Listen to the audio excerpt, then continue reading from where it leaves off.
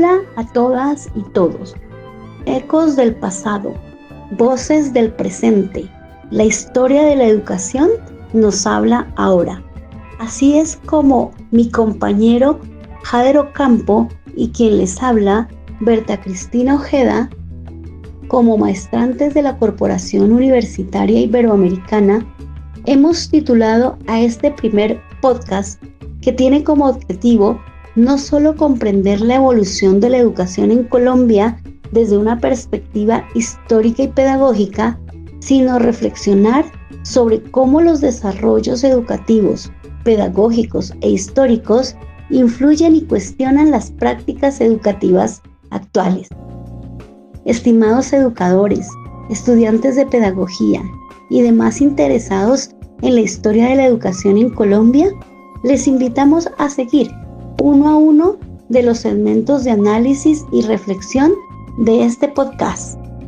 Estamos seguros que aquí analizaremos que la historia de la educación no es solo un relato del pasado, sino un espejo que refleja nuestras prácticas actuales.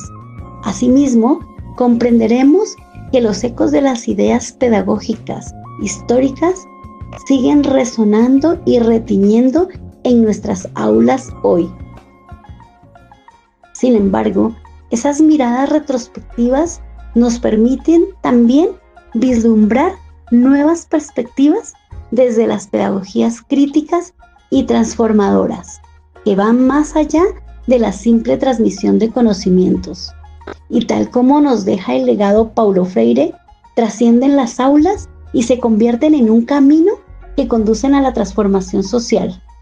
Su enfoque, centrado en la liberación y en el empoderamiento, nos invitan a cultivar mentes inquisitivas y comprometidas con nuestros entornos inmediatos. Así es, Cristina.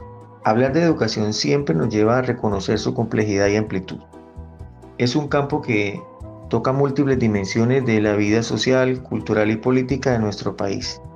Como profesionales en este ámbito, es casi imposible no referirnos a los múltiples desafíos que enfrenta Colombia en materia educativa, especialmente cuando esos problemas, lejos de resolverse con el tiempo, parecen profundizarse. Cuestiones como las brechas entre lo urbano y lo rural, el acceso desigual a una educación pertinente y de calidad, la desvalorización de los saberes propios de las comunidades y las condiciones en las que muchas niñas, niños, jóvenes y adolescentes aprenden. Son realidades que deben ser analizadas y discutidas con seriedad. Sin embargo, antes de profundizar en estos temas, es importante que podamos situarnos. Por eso te doy paso, Cristina, para que nos ayudes a ubicarnos en el contexto general y podamos desde ahí ir hilando las reflexiones que este espacio nos convoca. Gracias, John Jader. Totalmente de acuerdo contigo. Hoy, tú y yo vamos a tener el privilegio, como muchos otros lo han hecho en varios espacios, de hablar de ese recorrido que ha hecho la educación en Colombia desde una perspectiva, como ya lo habíamos mencionado, histórica y pedagógica, y más aún diría yo, muy contextualizada. Si tenemos en cuenta que nosotros, como maestra y maestro de la ruralidad dispersa y étnica en nuestro país, tenemos una mirada más amplia, dado que hacemos pedagogía desde y para territorio. Y es quizá allí donde, como tú bien lo manifestabas, la educación debe afrontar grandes desafíos, de los cuales sé que tú nos vas a hablar con toda propiedad más adelante, porque es en la ruralidad y en la ruralidad dispersa donde se hacen más evidentes, mostrando las crudas realidades y donde esas brechas educativas aún persisten. Sé que esa es tu misión, dejar muy en claro a nuestra querida audiencia los grandes retos que afronta nuestra educación colombiana, mas no quisiera tampoco que te detengas allí. Por el contrario, como ese maestro joven, propositivo e impregnado de esa pedagogía crítica y transformadora, nos plantees algunas alternativas de solución. Así que mis estimados oyentes, no se aparten de este podcast, porque después de hacer un pequeño segmento de la historia de la educación en Colombia, vendrá Jader con una propuesta de pedagogía crítica y esperanzadora para todos. Sin más preámbulos, quiero en este primer segmento hacer un breve recorrido por la historia, como mencionábamos, de la educación en Colombia.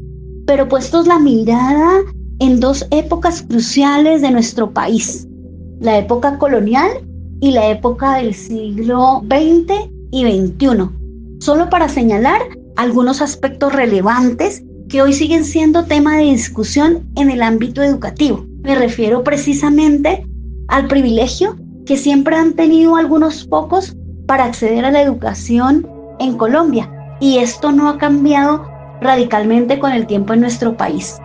Tal y como lo menciona el historiador colombiano Gonzalo Sánchez en su libro La educación en Colombia, abro comillas, la educación colonial fue una educación para la élite, una educación que se centraba en la formación de sacerdotes y funcionarios públicos y que excluía a la mayoría de la población. Además, esta educación considero que estaba al servicio del poder.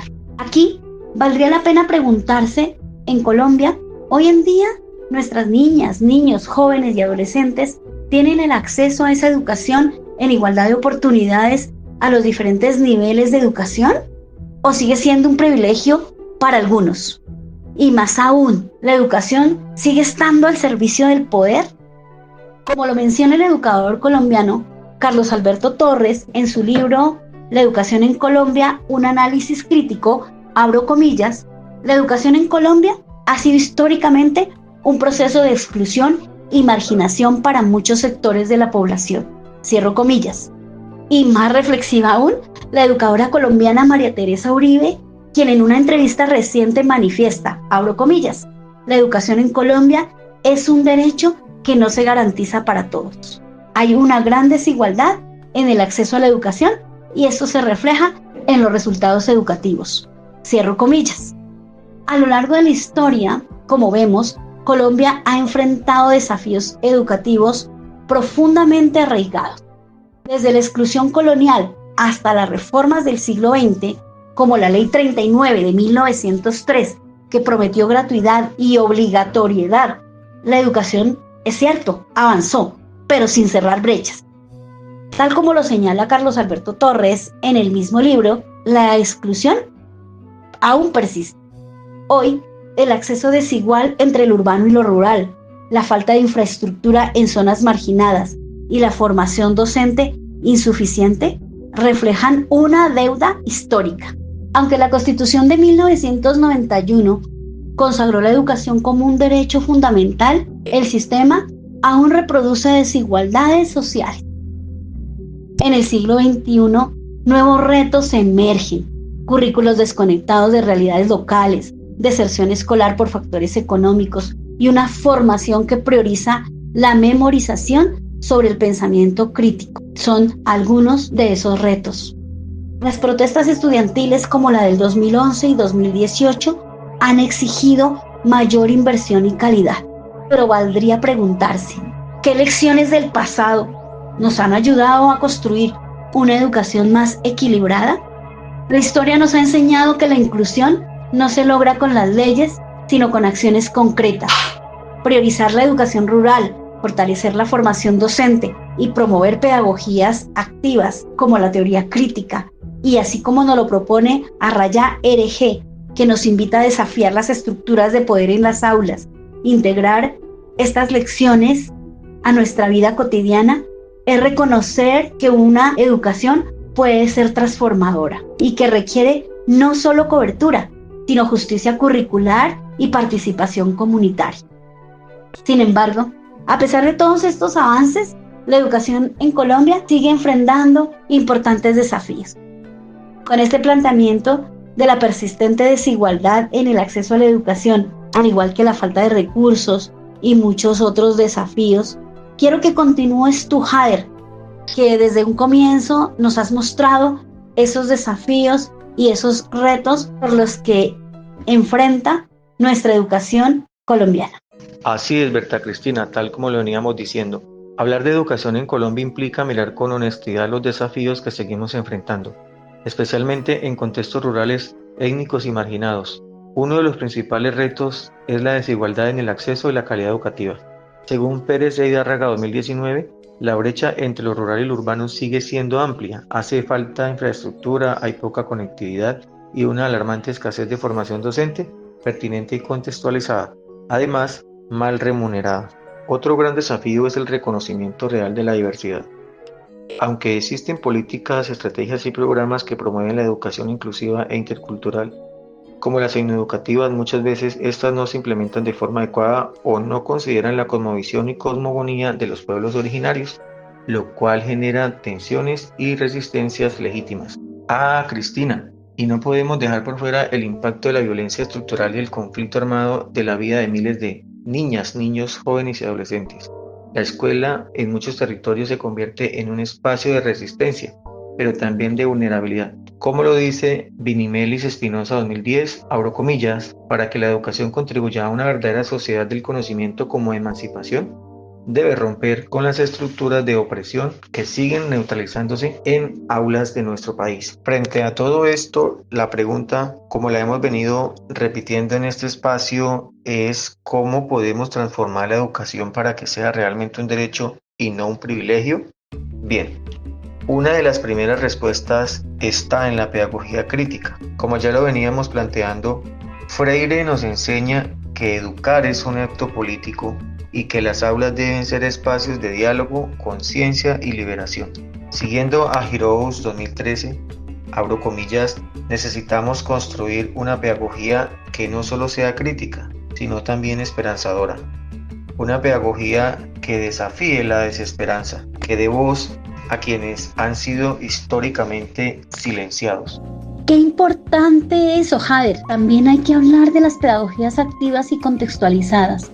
Autores como Dewey y Montessori siguen inspirando propuestas donde el aprendizaje parte de la experiencia, del hacer, del entorno inmediato.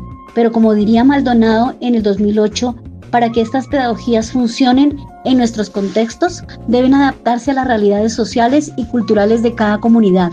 Es decir, no basta con importar modelos, hay que construirlos desde el territorio con las comunidades. En ese sentido, propuestas como los proyectos educativos comunitarios o las escuelas alternativas son ejemplos de educaciones que se piensan desde abajo, como respuesta a los desafíos reales de los territorios. Y para cerrar, diría que una educación verdaderamente transformadora debe articular equidad, participación y pertinencia cultural. Como lo plantea Ozenbach 2004, comprender históricamente la evolución de nuestros sistemas educativos nos permite identificar las fisuras, pero también las posibilidades de cambio. Berta, mira que hoy reafirmamos que la historia en la educación nos habla, nos cuestiona, nos interpela, pero también nos enseña a soñar con otra escuela, otra forma de aprender, de enseñar, de vivir. Que este podcast sea una invitación a mirar el pasado no con nostalgia, sino con espíritu crítico, para construir un presente educativo más justo, humano y transformador. En conclusión, la superación de estos desafíos requiere un enfoque que no solo repare las carencias materiales, sino que cuestione las estructuras que perpetúan la desigualdad. La pedagogía crítica, al centrarse en la emancipación y la acción colectiva, ofrece un marco para construir un sistema educativo que transforme en lugar de reproducir la realidad social. Superar los desafíos requiere alianzas entre el Estado, la sociedad civil y las comunidades. Iniciativas como las protestas estudiantiles 2011 y 2018 evidencian la necesidad de incluir voces locales en la construcción de políticas educativas equitativas y contextualizadas. Como reflexión final, la historia de la educación en Colombia no es solo un relato de carencias, sino una invitación a reinventar. Como escribió Gonzalo Sánchez, cada época exige adaptar las prácticas para responder a su tiempo.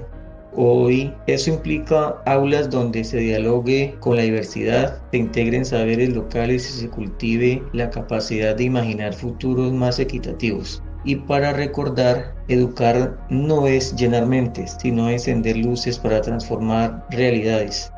Como decía el maestro Manuel Zapata Olivella, la verdadera educación es la que libera, la que nos hace dueños de nuestros pensamientos y constructores de nuestra historia. Si has llegado hasta aquí, quiero agradecerte por escuchar hasta el final y expresar mi gratitud por seguir otro episodio de Ecos del Pasado, Voces del Presente. La historia de la educación nos habla ahora.